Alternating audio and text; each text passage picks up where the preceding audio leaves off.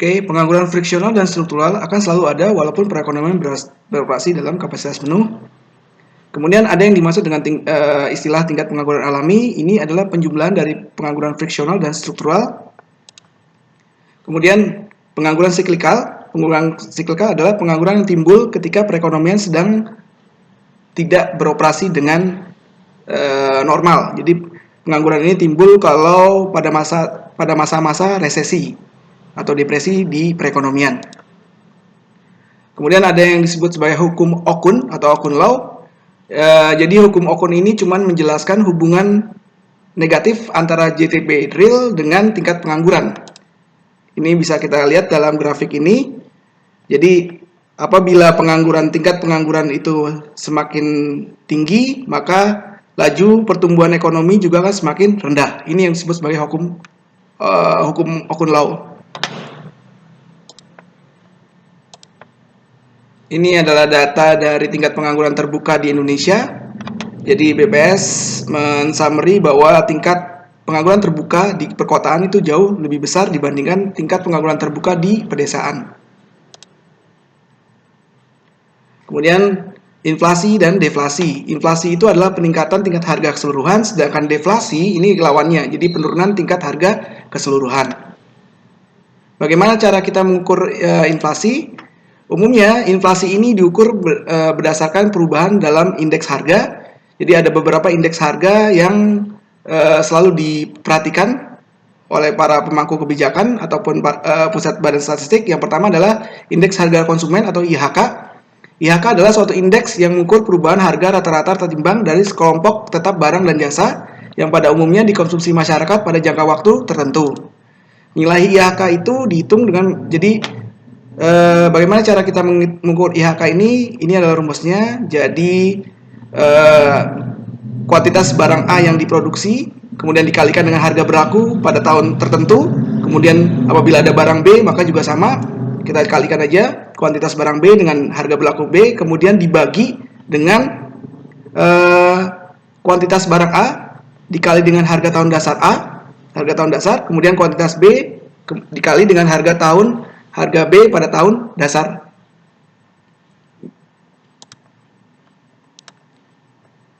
Oke, karena perhitungan IHK menggunakan metode bobot tetap atau Paase Index, IHK itu memiliki kecenderungan untuk melebih-lebihkan tingkat inflasi. Jadi ada masalah utama dari indeks harga konsumen adalah kemungkinan untuk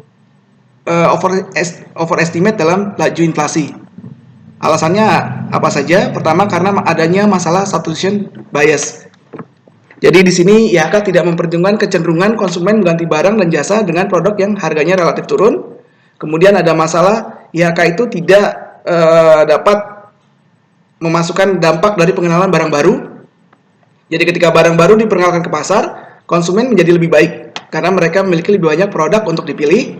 Pengenalan barang baru meningkatkan nilai real uang, namun hal ini tidak tercermin dalam IHK yang lebih rendah. Kemudian masalah kualitas yang juga tidak terukur dalam perhitungan IHK. Ketika perusahaan mengubah kualitas barang yang dijualnya, tidak semua perubahan harga barang mencerminkan perubahan dalam biaya hidup. Banyak perubahan dalam kualitas seperti kenyamanan dan keamanan itu sulit diukur. Jika peningkatan kualitas yang tidak terukur adalah umum, jadi masalah banyak kualitas pelayanan keamanan publik, juga public health dan macam-macam itu banyak terjadi dalam perekonomian, maka dampaknya adalah nilai indeks harga konsumen ini akan naik lebih cepat daripada yang seharusnya. Kemudian ada yang disebut sebagai indeks harga produsen. Ini adalah angka indeks yang menggambarkan tingkat perubahan harga di tingkat produsen. Jadi IHP ini bisa umumnya dipakai untuk memforecast atau memperkirakan laju indeks harga konsumen di masa depan. Jadi bisa digunakan sebagai indikator dini harga grosir maupun harga eceran yang akan dibayarkan oleh konsumen. Selain itu, IHP ini juga digunakan untuk penyusunan raca ekonomi seperti pendapatan domestik bruto ataupun pendapatan domestik regional bruto, kemudian juga masalah distribusi barang, margin perdagangan dan sebagainya. Kemudian Indikator lain yang digunakan untuk mengukur inflasi adalah apa yang disebut sebagai deflator PDB atau GDP deflator. Ini adalah angka indeks yang menunjukkan besarnya perubahan harga dari semua barang dan jasa baru yang diproduksi di domestik. Cara menghitung deflator PDB adalah dengan menggunakan rumus ini, yaitu PDB nominal dibagi dengan PDB real dikali 100. Perbedaan dengan IHK adalah 1. Deflator PDB ini menghitung perubahan harga dari seluruh barang dan jasa yang diproduksi. Sedangkan IHK sesuai namanya, indeks harga konsumen, jadi dia hanya mengukur pada tingkat harga barang dan jasa yang dibeli langsung oleh konsumen. Kedua, deflator PDB itu hanya menghitung perubahan harga dari barang dan jasa yang diproduksi lokal. Perubahan harga barang impor yang dikonsumsi rumah tangga itu tidak dihitung. Kemudian perhitungan deflator PDB itu menggunakan bobot yang berubah, yaitu jadi konsep perhitungan deflator PDB ini menggunakan konsep last price index. Jadi bobot yang dihitung adalah bobot yang digunakan dalam deflator PDB ini adalah mengikuti perubahan dalam komposisi PDB, sedangkan IHK itu menggunakan bobot tetap atau yang tadi dibilang Paasche index, maka komposisi barang dan jasa yang diperhitungkan adalah tetap. Kemudian apa saja dampak dari inflasi? Yang pertama adalah inflasi itu menyebabkan penurunan daya beli uang. Kemudian inflasi dapat menyebabkan perubahan dalam distribusi pendapatan. Ini maksudnya seperti ini. Bagi setiap orang yang berpendapatan tetap, kemampuan untuk membeli barang dan jasa turun secara proporsional dengan laju inflasi. Semakin tinggi laju inflasi, maka orang-orang yang berpendapatan tetap akan memiliki daya beli yang semakin rendah. Kemudian juga dipercaya bahwa debitur, orang yang berhutang, itu umumnya diuntungkan dibandingkan orang yang memberi pinjaman. Karena kenapa? Karena debitur itu akan membayarkan secara real lebih rendah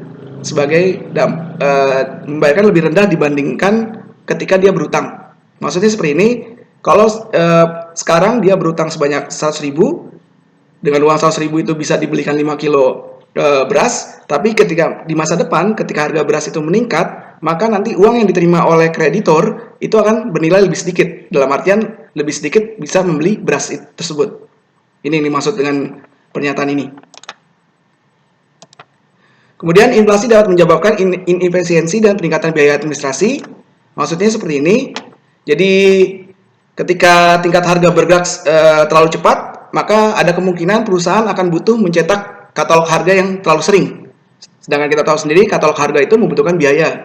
Sebagai contoh lain, pemerintah Zimbabwe juga terpaksa mencetak uang terus-menerus dengan nilai denominasi, jadi nilai mata uang yang semakin besar. Ketika Zimbabwe menghadapi masalah hiperinflasi di tahun 2008 lalu.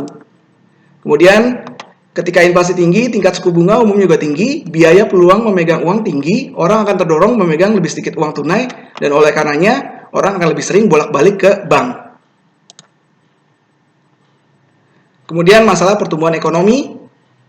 Jadi bagaimana pertama kita mengukur ukuran pertumbuhan ekonomi? Umumnya terdapat dua indikator yang digunakan untuk mengukur pertumbuhan ekonomi. Yang pertama adalah pertumbuhan output, dan yang kedua adalah pertumbuhan produktivitas.